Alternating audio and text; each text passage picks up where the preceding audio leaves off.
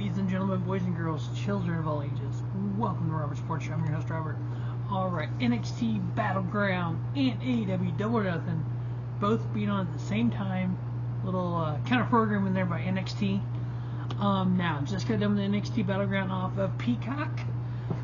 Overall, great show. We still have 3 matches left in AEW, so I'm going to go ahead and review NXT, and then I'll get back to the AEW. Kind of paused it a little bit here. Paused it during the Valkyria, Jade Cargill TBS title match. Alright, Battleground overall, great match. From the predictions on the preview, 5 of 6. So the only match I did not get was the last man standing match. So we're going to cover everything on this card. Alright, first match, we had the WWE NXT North American title on the line in a triple threat match. We had champion Wesley versus Joe Gacy versus Tyler Bate. So this match was actually really, really good. Wasn't doubting it. Bate did this crazy freaking, he had Joe Gacy on his shoulders and did a freaking Cesaro type spin with Wesley. You know, big strong boy, Tyler Bate is. Other than that, you know, Wesley had some high flying moves. There's a couple times where Gacy and Bate seemed like they were going to start to work together, but they kind of blew up. Same way with Wesley and Tyler Bate. I think, if anything, Wesley and Tyler Bate actually worked together more. But at the end of the day, we had a pinfall on Joe Gacy by your champion, Wesley, in a retain. Wesley now has the most title defenses of any North American title being held, any of the title reigns, which was great. I ended up giving it 4 1/4. Next up, we had the NXT Heritage Cup title on the line. We had champion Noam Dar with Oro Mensah at ringside. Then we had Dragon Lee with Nathan Frazer at ringside. As we know, this was Heritage Cup rules, so what that basically means is we had 5 3-minute rounds, 2 out of 3 falls, winner take all. The first fall for Noam Dar came at the end of round 2, or came in during round 2. At the very end of round 2, after the bell rung, Noam Dar did almost a left hook, it looked like, on Dragon Lee. That should have been a disqualification, but the referee did not call it. If it would have been a disqualification, the match would have ended right there. During the third round, Dragon Lee got his pinfall. Oro Mensah started to get involved. He got attacked by Nathan Frazer. The referee kicked them both out. For some weird reason, during that 5th round, Sakara Jackson came out, which was random, distracted the referee. Lash Legend came through the crowd, hit Dragon Lee in the back with like a bucket, and then that led to the pinfall for Noam Dar. The third fall goes to Noam Dar. He is still your NXT Heritage Cup champion. I ended up giving that match a 3 1/2. Then you had this random Gunther promo. Now, I am watching both shows at the same time while on AEW Double or Nothing at this point. It was Adam Cole and Y2J, Chris Jericho, in their unsanctioned match. So they ran this Gunther promo until the unsanctioned match got over. Once that unsanctioned match got over, they went into the promo package for the last man standing of Ilja, Dragunov, and Dijak. I don't understand. You want to counter-program your competition, fine. Not too many people, I know I am, I don't know how many people out there can do that, watch both shows at the same time, and take notes on both shows. But the fact that you run that pointless promo for a guy who's not even NXT on an NXT show for 0 reason, just for that unsanctioned match to get over, so you can do a last man standing match. If you're going to counter program just match after match after match, do stuff relevant to what we're watching. That was not relevant. But it did go into that last man standing, Dijak and Ilja Dragunov. I thought they were going to kill each other, to be honest with you. Oh my god, I've never seen hard hits like that in my life. Dragunov put himself through a table to take out Dijak. Of course, the steps got involved multiple times. Each guy hit each other with those steps multiple times. Dragunov did a coast to coast with the steps sitting next to Dijak, which, yeah, and they had a chop battle and Dragunov was on the freaking landing the ring, literally chopping Dijak. Dragunov was. It was crazy. Dijak powerbombed Dragunov on the steps. Then Dijak got a kendo stick and just wore that kendo stick out on Dragunov. Multiple chair shots by Dijak. And then at one point, Dijak went to do something. Dragunov ended up spearing him with the chair. Dragunov off the top rope onto Dijak, almost like a leg drop onto the chair face first. It was like these guys are literally trying to kill one another. Ilja Dragunov getting the victory. I gave it 4.5. This match was match of the night so far of both shows. Again, I got 3 matches left in the AEW show. Now, we had a Cora Jade promo, which led into Rowdy Piper advertising for AEW for A&E for tomorrow night, which led into a Chase U promo with Drew Gulak and Charlie Dempsey. Meanwhile, on AEW at this time was the AEW World Tag Titles on the line with special referee Mark Briscoe. Once that tag title match got over, then we had the NXT tag title match. So again, for the second time in the show, you literally ran pointless promos. You ran a promo that you could run on your weekly show just to fill time so your 2 tag matches don't go against one another. If you're counter-programming, who cares what the other company's doing? Obviously, NXT does. To me, that just it took the show down just a notch, because it was like, come on now, really? How many people, of the millions that watch these shows, how many people were watching both at the same time to even realize this was going on? Probably more than I think, to be honest with you. Alright, NXT Tag Titles on the line with Creed Brothers challenging Gallus. The 4 of them guys just fighting each other in the middle of the ring, just slugging each other, was just lasted about 30 seconds, but it was like, damn.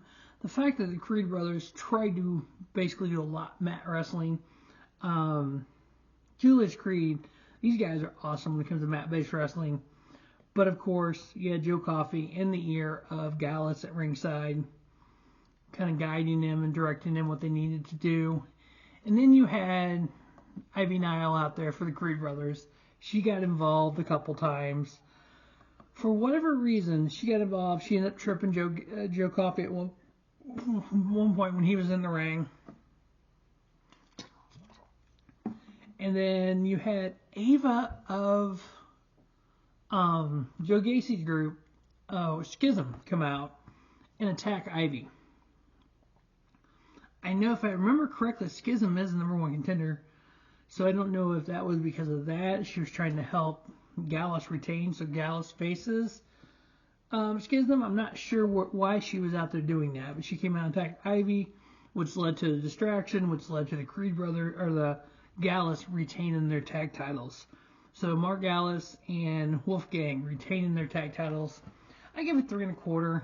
It was a good match. It was just pretty short, actually. It ended up being like 9 minutes and 33 seconds. And that last man standing match was like almost 16 minutes.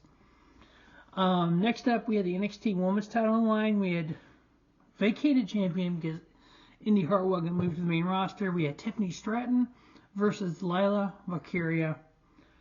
Oh, this match was good. One of the best women's matches in NXT in a long time. Very athletic, both women are. Lyra Valkyria was doing multiple suplexes. Tiffany Stratton, I don't know what the move's called. Horrible with move names, but she did kind of the put her on her shoulders, kind of almost drop, flips up on the top rope and does a moonsault. She did it and missed. And then Valkyria went into a submission hold. Stratton was able to get to the ropes. 2 of them kind of fought a little bit longer. Again, a lot of athleticism here. And then Stratton did the move again. This time she hit that moonsault. 1, 2, 3. Your new NXT Women's Champion, Tiffany Stratton. Just like I said in my preview of NXT Battleground, Tiffany Stratton is a young, green Charlotte Flair, Rhea Ripley type. She's got the look, NXT's been behind her. They've been pushing her a lot of NXT. Now they give her the title. Very green. Very needs to work on getting these moves a little bit crisp. She needs to be working with Sarah Del Rey there at the Performance Center. But yeah, Tiffany Stratton, I think, can be that next breakout women's star from NXT. I give it 3 3/4. It was the third best match of the night. Then we enter main event. NXT champion on the line, Bron Breakker challenging the champion, Carmelo Hayes. Immediately off the bat, Carmelo Hayes did a just dive outside the ring on the Bron. Two of them it was kind of a typical match. It was just kind of back and forth. Couple big spots. Melo went to go for like a cutter, and Bron hit a spear on him. There was another time where Bron went to spear Melo, and he kind of sidestepped it. Bron went into the turnbuckles. Now, if you follow NXT at all, you typically see the champion lose the title. The next used to be TakeOver. Next Premium Live event, it's hard to say. They have a rematch, and then they end up getting moved into the main roster. So, wouldn't be surprised at Money in the Bank, possibly seeing a Bron Breakker in the crowd, kind of, because they like to do that for some weird reason. Is when somebody signs for NXT, they would do it at a TakeOver. They would show so-and-so is in the crowd. I could see them doing something like that with Bron moving him up, maybe challenging Gunther for the IC title. Kind of bring him in heel. The best way to bring people up is bring him in heel, let them get a little heel run, let them kind of get defeated, take them off TV, bring him back. The crowd loves him, face, hopefully. But Bron Breakker definitely deserves to be big time in WWE. So does Carmelo Hayes. Carmelo Hayes was on the Indies from 2014 to 2020. Had a Quaddy texted me and asked if I knew Carmelo Hayes, if he came from anywhere, if he was WWE made. I'm like, oh no, he came from the independents, Northeast Wrestling, GCW, Beyond Wrestling. The whole Northeast scene was Christian Casanova. There's actually a video on my YouTube channel. I'll actually put it you'll see it across the top there. When they signed Performance Center, when he signed with the Performance Center, I did a video about it. I want to say Bron Breakker was in that group too, maybe some other people. But definitely take a look at that. Carmelo Hayes retaining the NXT title, ended up giving it 3.5 stars. So we had 2 4-star matches, a 3 3/4, a 3.5, and a 3 1/4. Overall, great NXT Battleground.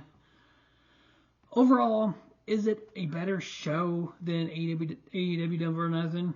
Overall, match quality, yes. Double or Nothing is overbooked, and I'll talk about that when I finish watching it and get the review up. There's just too much going on, and that Vegas crowd was pretty dead. This is the first NXT on the road in a long time. Matter of fact, let's see if I can find. Actually, I should have it here. I'm gonna look up and see when the last NXT show was on the road. Besides Mania, I know Mania. So let's see here. So this was Great American Bash will be in Cedar Park, Texas on July 30th. That was already announced here. This was in Lowell, Massachusetts. I know Northeast crowd's crazy, especially for Carmelo Hayes. Let's see. Vince's Day was in North Carolina. Stand and Deliver. And before that, everything was in Orlando. Except for the WrestleMania weekend shows. Since prior to pandemic. TakeOver Portland 2020 was the last one on the road before the last 2. So the crowd's going to be hot because they want wrestling. And Lowell, Massachusetts being hot for Carmelo Hayes, and that Northeast wrestling crowd is unique in itself.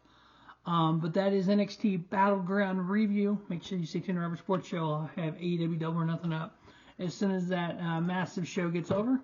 As always, thanks for watching Robert Sports Show. Don't just have a great day. Have a spiffy day. Robert Sports Show, your YouTube leader, sports channel content.